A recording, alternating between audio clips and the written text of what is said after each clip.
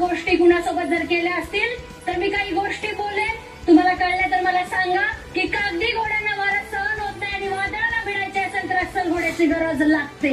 घोडा हा वाऱ्याच्या वेगाने धावू शकतो आणि ही सरकार घोड्याला सुद्धा घोडा लावू शकते. लक्षात ठेवा. या गोष्टींचा अर्थ जर कुणाला कळाला असेल तर मला सांगा.